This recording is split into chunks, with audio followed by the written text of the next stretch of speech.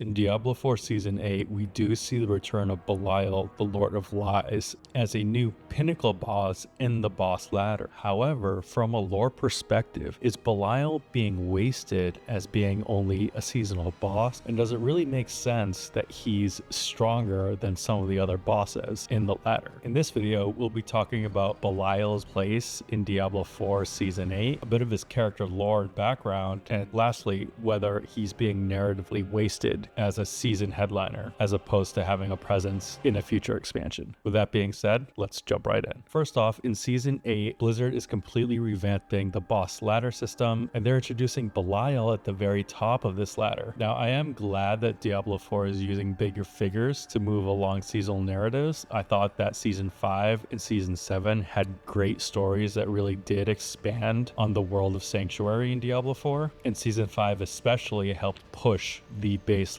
story a little bit further in regards to Mephisto. Although we've yet to get the season journey and what the story will be, I'm a little bit skeptical if using one of the 7 evils, Belial being the Lord of Lies, is a wise choice or if he's better suited for an expansion. So to start off, the last time we saw Belial back in Diablo 3 in Act 2, where he disguised himself as a child Emperor Hakan and completely manipulated the citizenry as well as pushing out the former royal guards in the Iron Walls. Now, the one thing about Belial is that he's more so known for his ability to manipulate, deceive, and disguise himself than he is known for his actual physical prowess, which makes me a little bit skeptical as to why Belial would be considered the most formidable boss encounter in the boss ladder, when in Tyrael, and especially Tyrael, would actually be above in terms of actually being a physical threat in a combat perspective. Now, in Diablo 3, he did have 2 different forms, one lesser form and then a very large, intimidating form. Maybe I could kind of see that as being a strong opponent, but overall, I think it's a little bit of a head scratcher that a Master of Deception is being headlined as the most powerful boss encounter in the game as of Season 8. Now, a little bit of a backstory on Belial. Him and the other lesser evil Azmodan are considered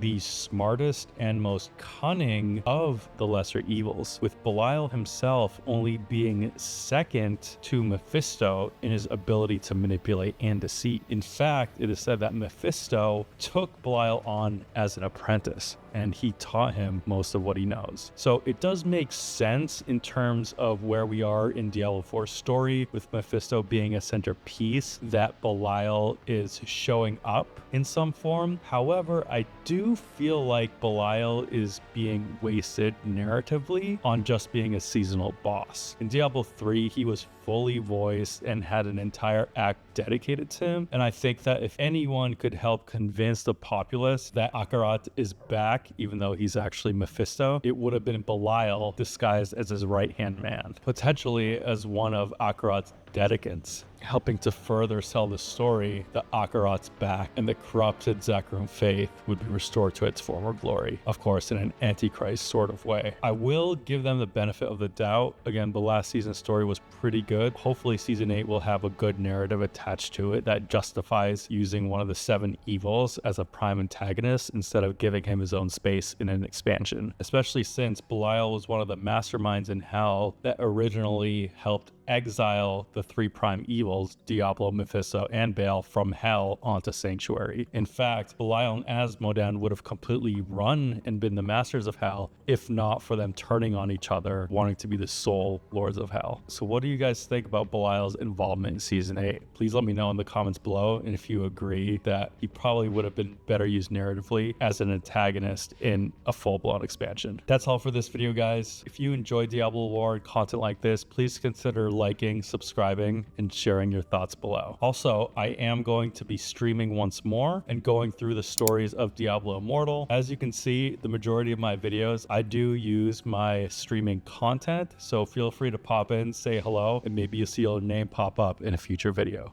Also, a huge shout out to Blainus for being my first Patreon supporter. If you'd like to further support the channel, be sure to check out Patreon or become a YouTube member in the link below. Thank you for watching.